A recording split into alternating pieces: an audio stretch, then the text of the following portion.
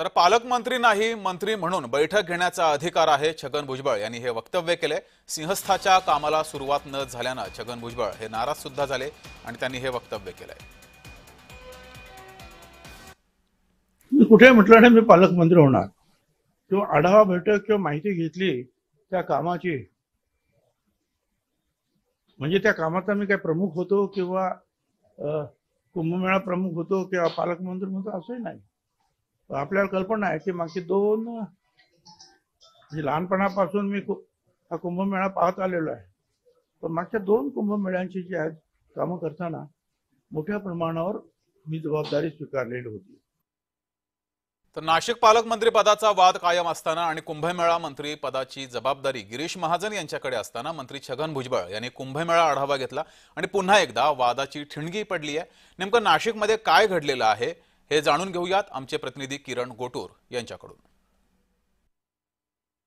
नवीन सरकार स्थापन झाल्यानंतर अनेक महिने लोटले असले तरी अद्याप नाशिक आणि रायगडचं पालकमंत्री पदाचा वाद अद्याप संपलेला नाहीये। नाशिकचा जर आपण विचार केला तर नाशिकमध्ये महायुतीतले तिन्ही पक्षांनी नाशिकच्या पालकमंत्री पदावरती दावा केल्यानंतर हा वाद जो आहे तो वाढत जाताना आपल्याला बघायला मिळतंय।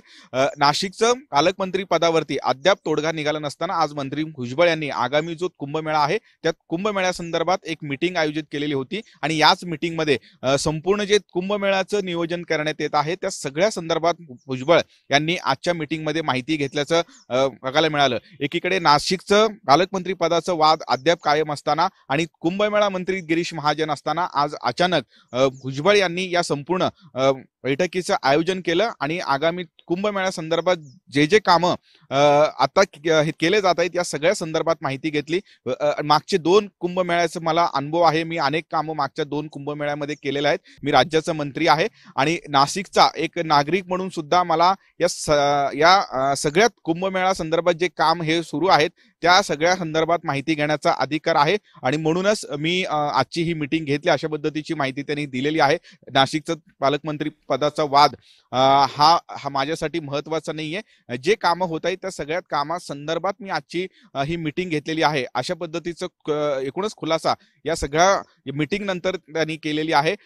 खरं तर नाशिकमध्ये राष्ट्रवादीचे सर्वाधिक आमदार आहेत त्यामुळे आमचा दावा असणार आहे, पण मी कुठेही या सगळ्या प्रकरणामध्ये वाद घालत नाही। या सगळ्या संदर्भात एकूणच राज्याचे मुख्यमंत्री आणि दोन्ही उपमुख्यमंत्री हे निर्णय घेतील, अशा पद्धतीचाही खुलासा त्यांनी या सगळ्या बैठकीनंतर केलेला आहे। त्यामुळे आगामी काळामध्ये नाशिकच्या पालकमंत्रीवरती नेमकं कुणाचं वर्णी लागतो किंवा मुख्यमंत्री या सगळ्या संदर्भात काय निर्णय घेतात हे बघणं महत्वाचं असणार आहे।